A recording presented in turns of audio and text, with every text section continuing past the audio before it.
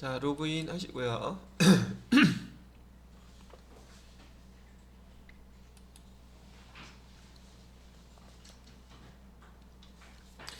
자, 교재는 172페이지 보시면 돼요.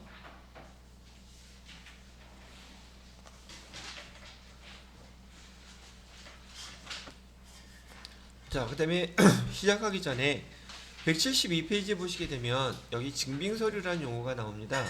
그러면 우리가 회계 파트에서 얘기하는 증빙서류들은 어떤 것이 있는지 한번 제가 잠깐 설명해 드리고 나서 그 다음에 진도를 나가도록 할게요.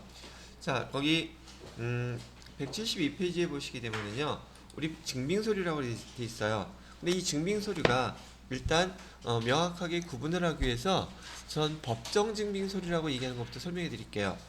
법정 증빙서류, 다른 말로 이를 갖다가 적격 증빙 이런 용어도 써요. 법정 증빙 서류, 또 적격 증빙, 그다음에 정규 증빙 서류 뭐 이런 용어들로 많이 사용이 되는데, 이거는 그 국가에서 증빙 서류로서 인정을 해준다는 뜻이고요. 국가에서 인정해주는 이유가 이 증빙 서류들을 발급하게 되면 그 발생한 그 증빙 자료가 다음날 바로 국세청으로 전송이 돼요. 그러니까 이런 거래가 있었다는 걸 바로 확인할 수 있겠죠. 그래서 국가에서는 국가에 통보된 거래 내역들에 대해서는 증빙서류 다 그냥 인정해주겠다는 뜻이라는 얘기죠. 근데 그 국가에서 인정해주는 법은 어떤 법을 갖다 근거로 하느냐? 부가가치세법을 갖다가 근거로 하는 거예요. 그래서 지금 일반 전표하고 메인 부가가치세와 관련된 증빙서류하고 두 개를 구분하기 위해서 우선 부가가치세와 관련된 법정 증빙서류부터 먼저 설명을 해드리는 거예요. 자, 첫 번째는 세금 계산서라는 게 있답니다. 세금 계산서가 첫 번째 거고요. 그 다음에 두 번째는 세금자가 없는 그냥 계산서라는 게 있어요. 세 번째로는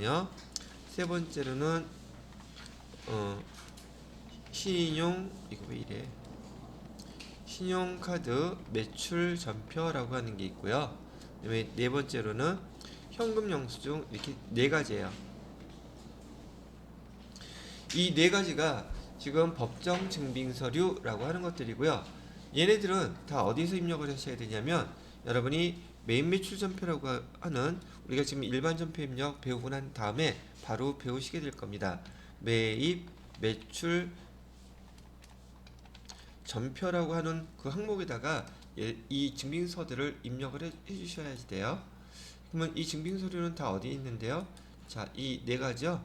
메인 매출 전표까지 표시되어 있는 거요. 지금 여기 위에 보시게 되면 메인 매출 전표라고 되어 있죠. 여기다가 입력하는 거예요. 그러면 지금 이 네 가지를 제외한 다른 증빙서들, 영수증들 많이 있죠. 그 영수증들 중에 하나가 여러분들이 이제 일반 전표에서 조금 있다가 입력하시게 될 증빙 서류들의 종류를 보시게 되면, 그런 것들은 다 여기 일반 전표 입력에서 입력을 하셔야 돼요.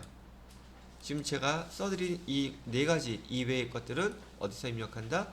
일반 전표 입력, 여기서 입력한다는 얘기예요. 이 일반 전표에서만 입력하는 그 레벨이 바로 FAT 2급, 그 수준이 이 일반 전표에서만 입력하는 게 테스트 문제라는 뜻이죠. 그래서 일반 전표 입력과 그다음에 여기 두 번째 메인 매출 전표 입력 두 가지로 나눠져 있는데, 여러분이 자격증을 취득하고 회사에서 업무를 보신다고 하면은 바로 이 두 가지 출근해서 퇴근할 때까지 일주일, 한 달 내내 여기서 이 전표 작성하고 등등 하는 게 90%까지 될 거예요. 나머지 거는요, 동료들하고 수다도 좀 떨고 놀기도 하고 그래야 되잖아요. 그죠? 대부분의 업무는 바로 여기서 하게 될 것이라는 얘기고요. 그 다음에 이거 결과로 나타난 서류들, 그거 정리해가지고 보고하고, 또 나중에 한 달 동안에 정리해서 또 철하고 등등 이런 일들이 회계부서에서 주로 하는 일들이라는 얘기예요. 자, 그럼 법정증빙서류에 대한 것들은 얘는 부가가치세와 관련된 거라고 제가 말씀을 드렸고요. 부가가치세와 관련된 것들은 우리 일단 일반 전표 입력에 대한 내용들은 충분히 연습해보고 나서, 그 다음에 내일 FAT 2급 내가 자격증 딸 수 있나 없나, 한번 테스트 연습도 해보고 그런 다음에 충분히 익히셨으면 그 다음 단계인 이 교재 FAT 1급으로 해서 메인 매출 전표 입력도 가르쳐 드리도록 하겠습니다. 자, 그러면 일단 설명은 끝났고요. 이게 지금 증빙서에도 그렇게 얘기하는 거예요. 자, 일반 전표 입력을 클릭해서 열어보세요. 우리 어저께 전표 입력하는 거에 대해서 날짜부터 해서 전표 차변, 대변, 출금 전표, 입금 전표, 대체 전표 입력하는 거 배우셨었죠? 자, 그러면 교재 173페이지에 보시게 되면 본격적으로 173페이지에 있는 우리 일반 전표가 입력하는 거래들을 입력해 보도록 하겠습니다.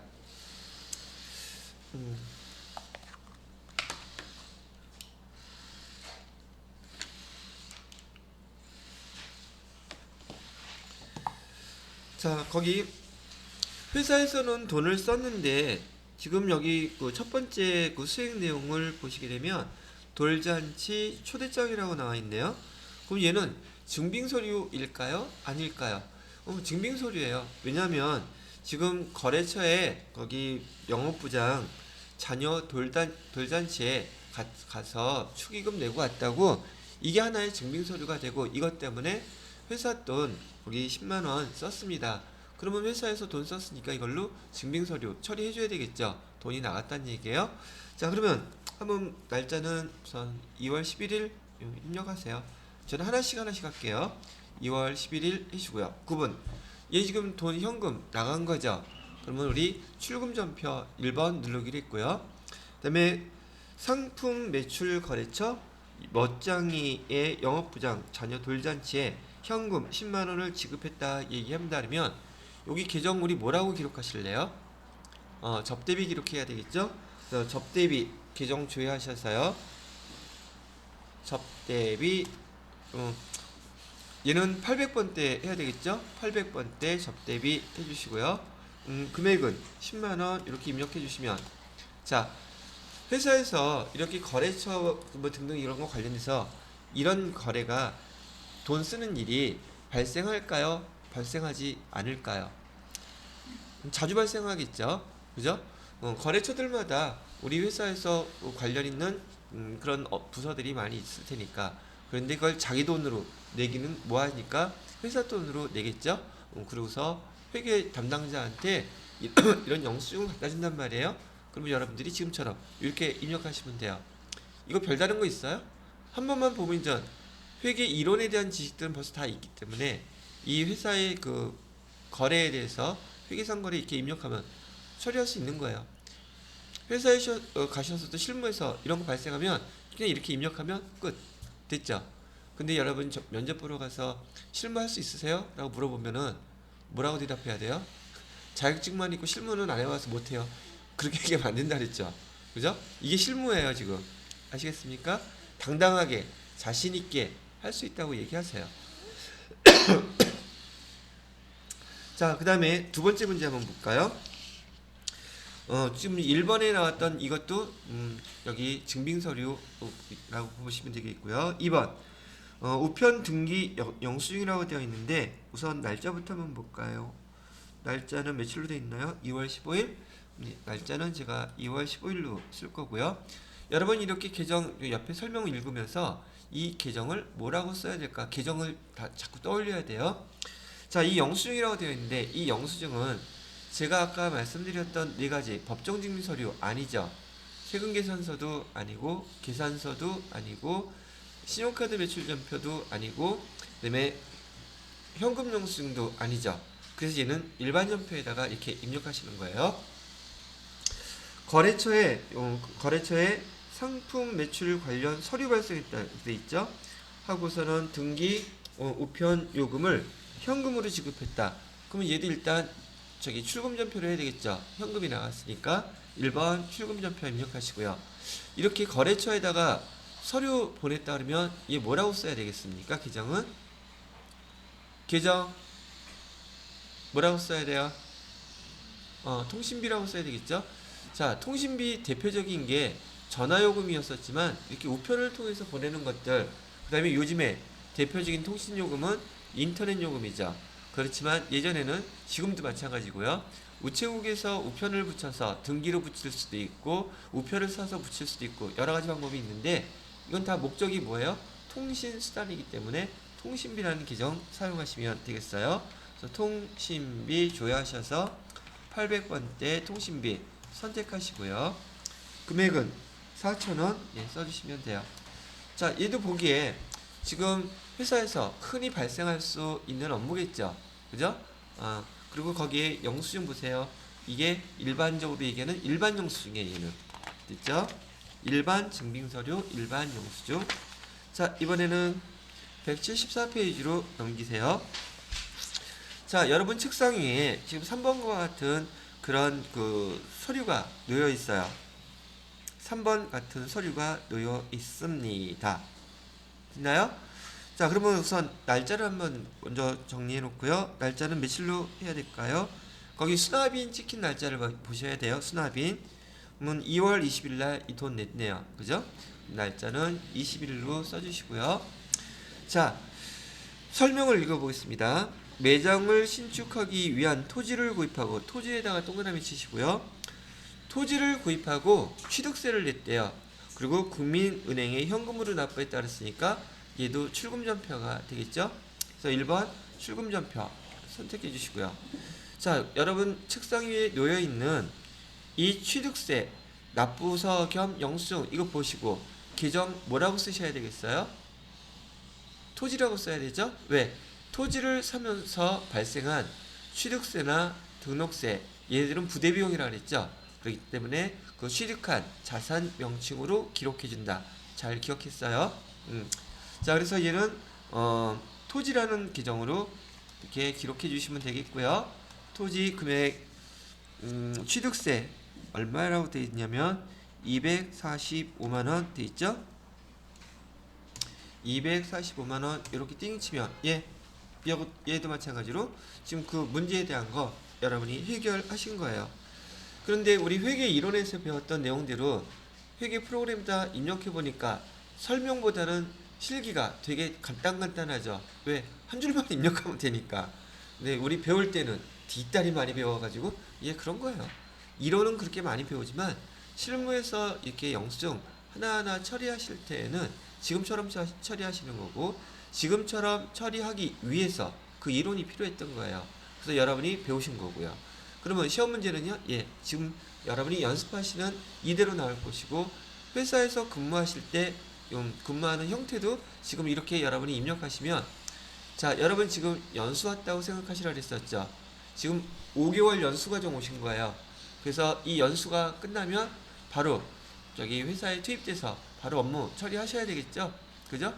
근데 여기서 배운 걸 갖다가 업무에 투입되면 전체 다 할까? 그 중에 내가 일부만 할까? 그 중에 일부만 해요. 그죠? 여기서 배우는 거 10가지 배웠다고 여러분이 신입사원 입장에서 가자마자 그걸 다 하신다? 그렇게 될 리가 없어요. 근데 가장 기본적인 업무가 지금 배우시는 것들이에요. 그래서 기본이 가장 중요해요. 기본적인 걸 처리하시면서 경력이 1년, 2년, 3년 쌓이시면서 더 많은 것들, 우리가 지금 배우는 것들 있죠? 세부 7과정까지도 그걸 갖다 다 처리할 수 있는 저희가 기회가 온단 말이죠. 그러면 그런 걸 처리할 수 있다는 뜻은 그 사람의 경력과 능력이 자꾸 업그레이드 되고 있다는 뜻이죠. 경험도 많이 생기실 거고요. 그러면 월급 더 많이 줘야 되지 않아요? 그죠? 많이 줘요. 그래서 월급도 많이 주고 보너스도 받고 그렇게 생활하실 거예요. 그러니까 이거 별것도 아닌 거. 이게 별것도 아닌, 여러분 별게 아닌 게 아니잖아요. 벌써 20일 동안 우리 이거 했잖아요. 근데 실기로 하다 보니까 실무하는 거 보니까 더 간단해. 그죠? 이러고서 겨울에는 따뜻하게, 그다음에 여름에는 시원하게, 그리고 인터넷도 서핑도 하고, 그다음에 직장 동료들하고 수다도 떨고, 중간에 간식도 사 먹고, 그러면서 월급 다 받을 수 있어요. 더 많이 받을 수도 있고. 이게 지식의 힘이에요. 아시겠죠? 근데 우리는 여기에 지난번에 말씀해드렸던 것처럼 지식도 있고 기술도 있어요. 지난번에 제가 그 이론은 아주 빠삭하신데 이 실기가 안 돼서 취업이 안 되시는 분이 있다 그랬었죠. 왜? 지금은 컴퓨터들을 많이 사용하기 때문에 회계 프로그램조차도 컴퓨터로 지금 활용을 해야 된단 말이죠. 그러니까 이론만 갖고는 안 돼요. 그래서 실무를 꼭 해야 된다. 제가 지난번에 그런 얘기 해드렸잖아요. 저기 회계사나 세무사가 다들 이렇게 여러분들처럼 컴퓨터 이거 잘 다루시겠어요? 그건 아니에요. 그래서 물론 잘 다루시는 분도 있지만 그분들은 이거 할 시간에 다른 거 해야지 돈이 더 돼요. 그렇기 때문에 이런 일들은 대부분 고용해서 직원들을 고용해서 대부분 쓰게 되고 아마 주로 여러분들이 그런 업무를 회사가 됐던 그런 사무소가 됐던 여러분이 그런 업무를 하시게 될 겁니다. 자, 그래서 거기 지금 토지 취득세 납부서도 우리 그 지방자치단체에서 오는 고지서라든지 그다음에 세무서에서 발송돼서 오는 그런 고지서들 다 이렇게 정규 증빙이 아니라 국가에서 오는 그 영수증들은 고지서들은 여기 일반 점표에서 이렇게 입력하는 거구나 그렇게 알아두시라고요.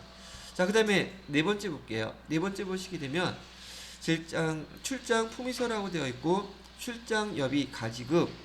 지금 각 부서에서 회사 업무와 관련돼서 출장을 가게 되면 거기 관련되어 있는 부서장한테 사인 받아가지고서 이렇게 출장 그 품위서라는 걸 갖다가 여러분들한테 가져올 거예요. 그러면 그쪽에 부서장이 승인을 했다는 뜻이겠죠? 우리는 돈을 줘야 되겠죠? 근데 이거는 증빙서류이긴 하지만 우리가 회계 처리 어떤 돈 쓴 거에 대한 그 처리는 아니죠. 그죠? 출장 갈 때 일단 돈을 먼저 지급을 해 주어야 되잖아요. 그래서 이렇게 출장 갈 때 돈을 먼저 지급을 해 주어야 됩니다. 날짜를 보니까 출장 일자가 2월 23일부터 2월 27일까지래요. 그리고 이거 제출하는 날짜는 연전 출장 가야 되니까 23일날 돈 달라고 온 거죠 지금. 자, 그러면 금액은 얼마를 신청했냐면 50만원 신청했네요.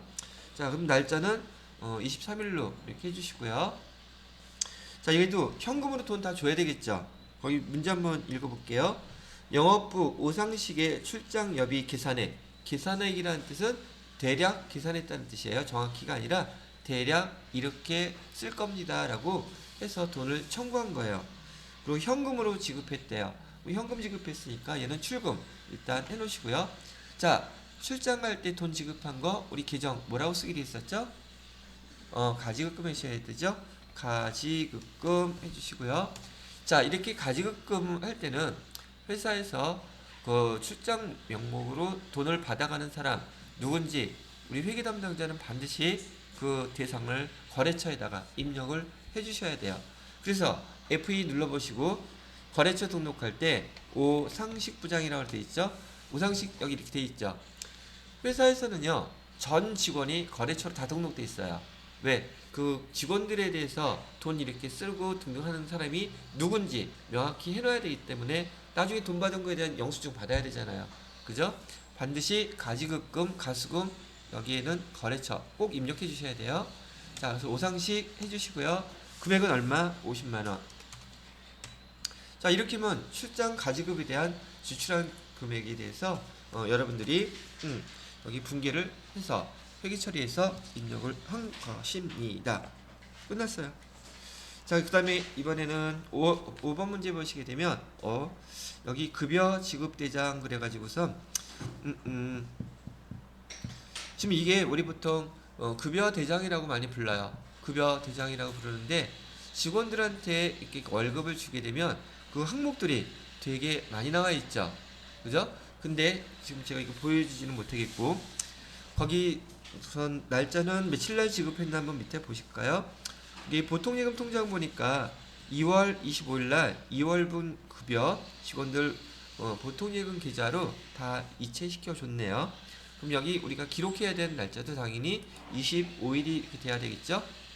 자, 지금 여기 급여 지급 대장에는 지금 현금 나간 게 있다고 나와요? 없다고 나와요?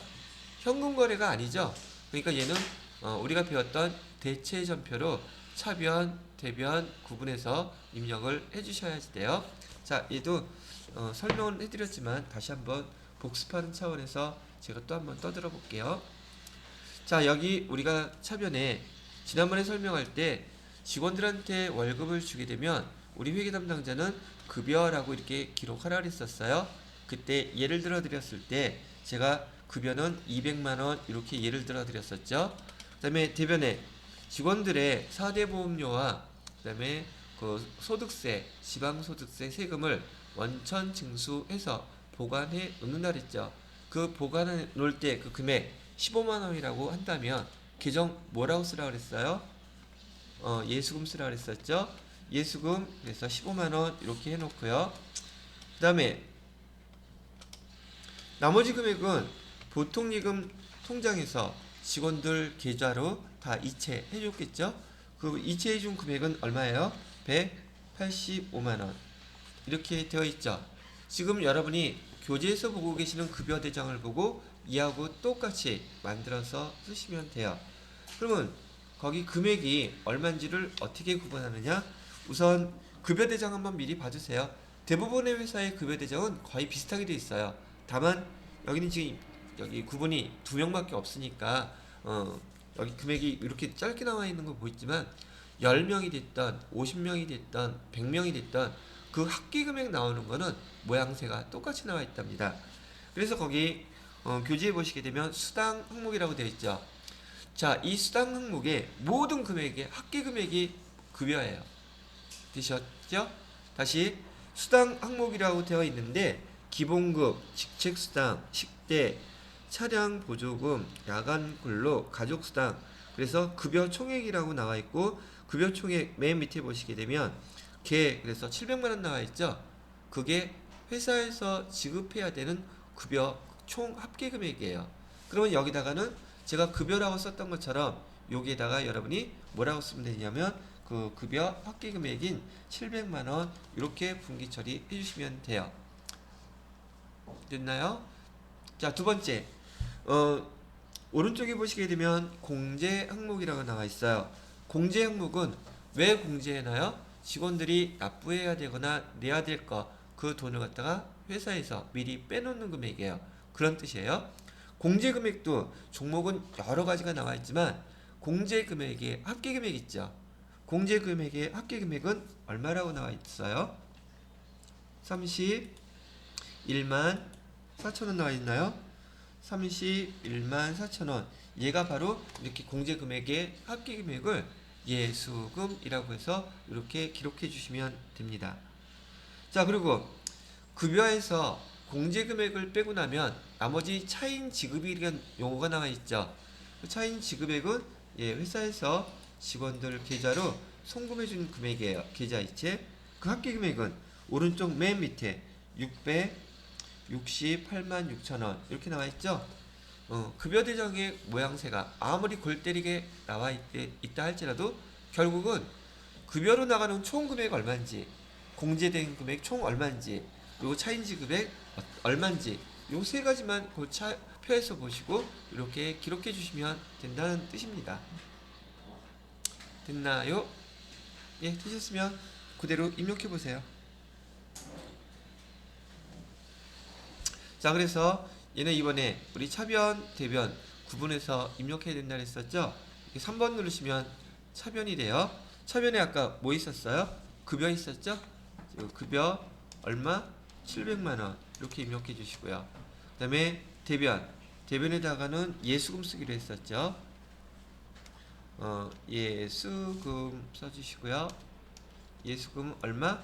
예수금은 31만 4천원.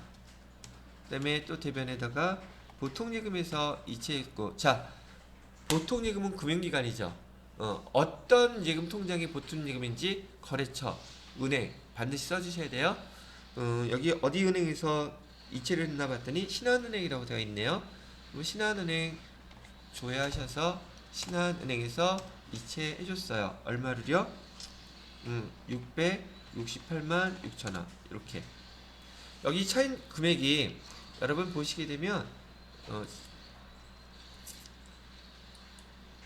요 밑에 차액이 이렇게 항상 이렇게 나타나요. 그 차액 보고서 그대로 입력해 주시면 돼요. 되셨는지요? 자동으로 이거 반영하는 방법도 있는데 이건 나중에 하죠. 자, 그래서 지금 5번의 그 연습 문제 그 급여 지급 대장과 통장 거래 내역에 대해서 입력하는 거 제가 지금 바로 해봐 드렸습니다. 이렇게 입력하시면 된다고 얘기하는 거예요.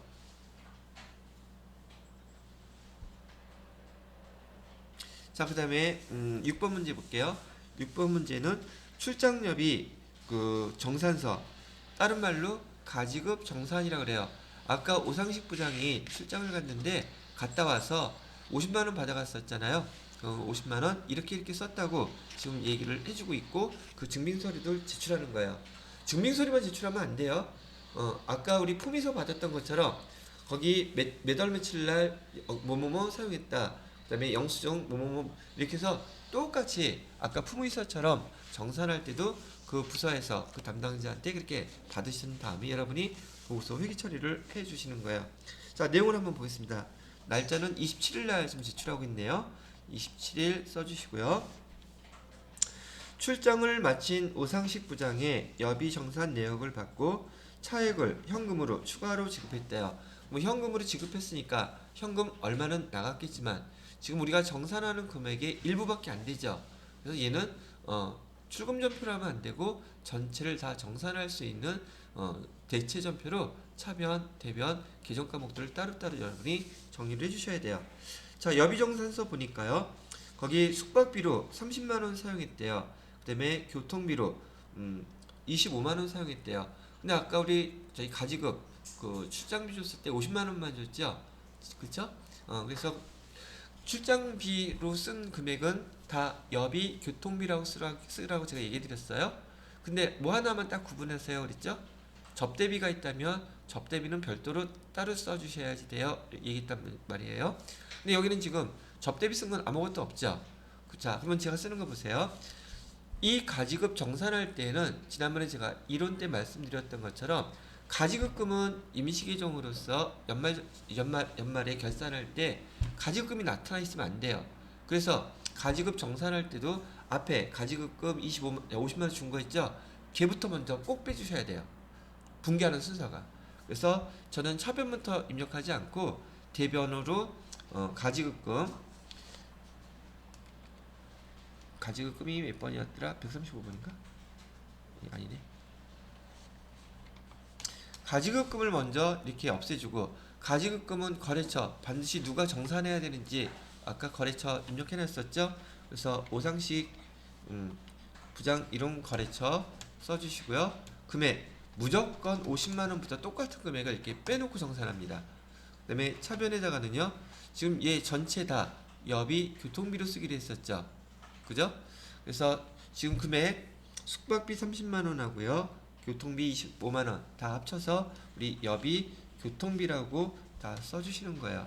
800번대 금액은 다 합쳐서 65만원 이렇게 해주시면 돼요. 자, 그러고 보니까 출장비는 50만원 받아갔는데 이 사람이 지금 얼마를 썼어요? 55만원이네. 65만원이 아니라 55만원을 썼죠? 그럼 5만원은 거기 이 오상식 부장한테 돈 줘야 되겠죠. 여기 돈 현금으로 지급했다 그랬어요. 그래서 차변에 현금으로 지급한 거 5만원 차에, 차변이 아니라 대변에 5만원으로 나간 거 이렇게 쳐주시면 이 거래에 대한 내역이 다 완성이 됐다는 얘기죠. 되시었나요? 이렇게 정산 처리해 주시는 거예요.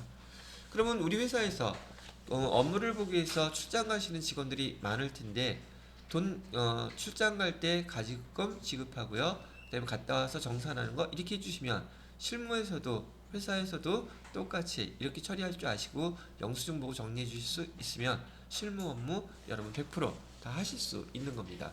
똑같이 벌어지는 일이니까요. 자, 그 다음에 176페이지로 넘어갈게요. 자, 176페이지에 보시게 되면은 아까 우리가 급여를 주면서 그 급여 항목들 중에 여러가지 예수금으로 합계금액 31만 4천원 예수금 띄워놨던 거 있었죠. 그 금액들을 이제 하나씩 이제 납부를 할 때 이런 증빙서들이 국민연금이라든지 건강보험이라든지 소득세 납부하는 영수증들이 이렇게 온단 말이에요. 그럼 여러분들은 이걸 처리를 해주시면 되는 거예요. 어떻게 해요? 이렇게 해주시면 돼요. 자, 아까 저는 여기다 써드릴 테니까 잘 한번 보시고, 지금 아까 급여 나갈 때 대변에다가 예수금이라고 31만 4천원 이렇게 우리가 빼놨어요. 그리고 보통 사대보험료와 여기 세금은 다음 달 10일 날 다 납부해야 됩니다. 이게 했었죠. 근데 그 근로소득세 지금 저기 영수증이 있는데 거기 아까 급여대장에서 근로소득세 예수금으로 저기 빼놓은 금액 얼마 빼놨어요? 근로소득세 세금이에요. 근로소득세 얼마 있는지 급여대장에서 한번 여러분이 찾아보셔야 돼요. 얼마 빼놨어요? 차변에 얼마? 지금 여기 예수금 31만 4천 원 중에 그 근로소득세 있었죠? 그 중에 그것만 먼저 빼서 납부하는 거예요. 예수금은 얼마가 돼 있었느냐 하면 자, 맨 밑에 보시게 되면 그 소득세라고 나와 있죠. 여기 교재 175페이지 급여대장에 보시게 되면 그 소득세 공제 항목에 첫 번째 거 있어요. 9만 원. 그 빼놨죠. 그 금액 9만 원 국세청에다 납부하는 거예요, 지금. 그때 이렇게 회계 처리한다고요. 예수금 9만 원 이렇게 빼고요. 그다음에 2월분 급여 지급 시 원천 징수하였던 근로소득세 납부 기한 1회 현금 납부했대네요. 그러면 이 차변 대변할 거 없이 그냥 출금 전표로 대변에 현금 나오게끔 하시면 되겠죠? 그럼 끝이에요. 대변에 현금 9만 원. 자, 하나 보세요. 지금 얘는 근로소득세예요. 이 근로소득세 낼 때 회사 부담분이 있겠어요? 없겠어요? 이 세금은 본인 거 내는 거예요. 그냥 본인 거 자기 소득 월 급여 200만 원 그거에 대해서 세금 내는 거기 때문에 당연히 돈 번 사람이 세금 내는 거니 여기는 회사의 부담분 50% 이런 거 없단 말이에요. 회사의 부담분은 두 가지밖에 없어요. 국민연금 나갈 때, 그다음에 건강보험 나갈 때 이 두 가지 사항만 회사 부담분이 발생하는 것이지 나머지 경우에는 그냥 이렇게 세금 낼 때는 현금으로 이렇게 세금 내시면 된다는 얘기예요. 되셨나요? 그럼 여러분들은 지금 그 문제 7번에 대해서 분개 이렇게 입력해 놓으시면 되고요. 그 다음에 8번 보세요. 8번 보기 보시면 이번에는 건강보험료 지금 나와 있죠. 이 건강보험료는 매달 회사로 그 회사에 근무하는 직원들에 대해서 이렇게 통지서가 이렇게 고지서가 날라와요. 자, 근데 그 고지서 보시게 되면 지금 건강보험료 지금 얼마가 청구됐어요? 건강보험료 청구된 금액 14만 원이죠. 그러면 아까 또 똑같이 급여대장에서 건강보험료 얼마라고 나와 있나 보세요. 합계금액 7만 원이죠. 근데 우리 급여에서는 7만 원을 띄워놨는데 고지서 청구된 금액은 지금 14만 원이 청구됐죠. 그죠? 자, 여기 보세요. 그러면 예수금에서 건강보험료 띄워놨던 것은 지금 7만 원이었었어요. 그런데 나머지 7만 원은 이거는 회사 부담분이 되겠죠? 회사 부담분 건강보험료 계정 우리 뭐라고 기록하기로 약속했었죠? 복리 후생비라고 이렇게 쓰셔야 돼요. 이 복리 후생비가 바로 회사 부담분이에요. 그래서 7만 원 이렇게 합치면 두 개 합쳐서 14만 원 되죠. 이렇게 14만 원을 만들어 놓고 대변에 이 14만 원 자 보세요. 문제 한번 읽어볼게요. 176페이지에 자 2월 급여 지급분에 대한 건강보험료를 신한은행 보통예금 계좌에서 이체했대요. 아, 보통예금 계좌에서 이체했구나. 그 다음에 50%는 원천 징수한 금액 예수금이죠. 그 다음에 또 50%는 회사 부담분이다. 당사는 회사 부담분을 복리 후생비로 처리하고 있다. 설명 다 나와 있죠? 그래서 제가 지금 회계 처리 이렇게 해놓은 거예요. 자, 대변에 얘 보통예금 계좌에서 이체했다고 했으니까 보통예금에서 14만 원 고지서 날라온 금액대로 여기 건강보험공단에다가 이렇게 납부를 하면 완료가 끝나는 겁니다. 그럼 여기 수납인에다가 등등 납부했다고 표시해 놓으면 되시겠죠. 자, 예수금 빼놨던 것을 여러분이 하나하나 납부하는 걸 제가 그대로 정리해 드리는 거예요. 예수금 빼놨던 거 첫 번째로 예수금 근로소득세 납부했고요. 두 번째 건강보험료 지금 이렇게 납부했어요. 자, 그 다음에 177페이지에 보시게 되면 여기다 써놓을까? 얘는 근로소득세에 납부한 거고요. 그다음에 얘는요 건강보험료 납부한 것이고요. 자, 그 다음에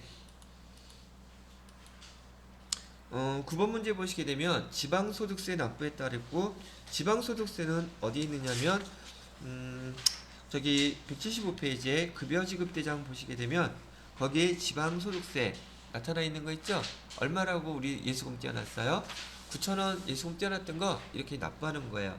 이렇게 납부할 때 여기 차변에다가 똑같이 예수금 빼주셔야 되죠?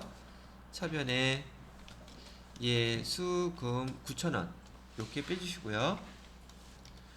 그 다음에 문제 보니까 2월분 급여 지급 시 원천 징수한 지방소득세를 납부 기한 이래 국민은행에 현금으로 납부했대요. 아, 그 출금전표로 하면 되겠네요. 그죠? 현금으로 납부했다 그러니까 현금. 지난번에 어떤 분 보니까 국민은행에 현금으로 납부했다 그러니까 착각인지 잘못 알았던 건지 그냥 보통예금이라고 쓰시는 분 있어요. 그러면 안 되죠, 이거? 보통예금으로 납부한 게 아니라 현금 납부했다 그랬죠? 그래서 계정은 현금이라고 쓰셔야 돼요. 자, 이렇게 해서 요것도 납부가 끝났고요. 자, 요 납부는 지금 뭘 납부하신 겁니까? 라고 물어보면 얘는 지방소득세 납부한 거예요. 그러면 여기 국민연금이 됐던 건강보험료가 됐던 그 다음에 근로소득세가 됐던 지방소득세가 됐던 회사에 여러분이 입사해서 직원들이 있다면 월급을 준다면 이 일은 매달 벌어질 일이겠죠. 그죠? 그러면 여러분들이 이걸 보고 매달 이렇게 분기하면서 골머리 썩을까? 아니, 그렇게 하지 마세요. 엑셀로 분기할 거 하나 딱 마련해 놓고 아까 급여대장 있죠? 급여대장 여기 이제 프린터에 여기 파일로 다운이 되거든요. 똑같을 테니까 매달 그 포맷은, 그죠? 포맷 그 딱 카피만 해놓으면 매달 그 포맷 카피해 놓으면 그게 어디로 연결돼서 분기가 자동으로 쫙 되게끔 그렇게 해놓으면 확인만 해보면 되지 매달 분기할 필요 없어요. 그럼 그 시트만 출력해갖고 따다닥 입력해주고 끝. 급여 처리도 되게 간단하게 하실 수 있다는 얘기죠. 엑셀 잘 배워놓으셔야 돼. 그래서 여러분 나중에 이제 이거 활용하는 방법도 알려 드릴게요. 실무하다 보면 여러분들이 이론에서 이렇게 배우는 것 이외에 여러분들이 업무의 효율성과 또 복잡성을 단순하게 만들 수 있는 기능들을 지금 배우고 계신단 말이죠. 얘를 어떻게 활용하는지 여러분 아직 모르시지만 일단은 잘들 배워 놓으세요. 다 도움이 되더라고요. 엑셀도 특히나 엑셀, 그런 다음에 그 파워포인트, 워드는 잘 안 쓰는데 엑셀이 제일 많이 쓰이는 것 같아요. 그리고 여러분이 직장 다니면서 한 3년 차에서 5년 차 정도 되잖아요. 그러면 파워포인트를 많이 써야 돼요. 왜? 여기 프레젠테이션 해야 되기 때문에. 그래서 그거 지금 잘 배워 두시면 여러 가지 좋은 일들이 많이 있으실 겁니다. 자, 그 다음에 10번 문제 볼게요. 계약금을 지급했다고 나오네요. 계약금 데일리룩과 상품 구입 계약을 하고 계약금을 보통 예금 계좌에서 이체해서 지급했대요. 자, 상품을 구입하기로 하고 저기 돈 준 거 450만원 계정 뭐라고 쓰셔야 되죠? 계약금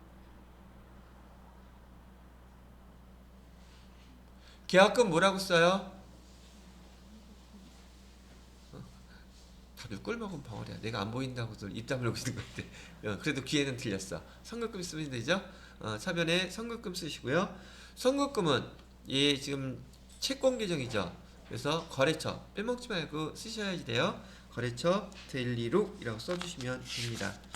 자, 이렇게 해서 지금 일반 점표에서 입력하는 사항들이 여러분이 회계 이론에서 특히나 회계 원리와 앞에 회계 1급의 이론에서 나왔던 규정들 중에서 상당히 그 초보 수준인 그런 내용들을 주로 일반 점표에서 입력하게끔 문제를 해놨었어요. 그러면 여러분이 앞에서 연습했던 내용들 복습을 하셨다면 이 증빙서들을 보시고 회계 처리 이렇게 하는 거는 그닥 어렵지 않게 처리들을 하실 수 있을 거란 얘기죠. 자, 그래서 지금 1번 문제부터 10번 문제까지 거기 178페이지에 보시게 되면 수행 결과라고 되어 있거든요. 자, 한 글자도 빼놓지 마시고 천천히 읽어보세요. 남은 시간은 이 정도면 충분할 테니까요.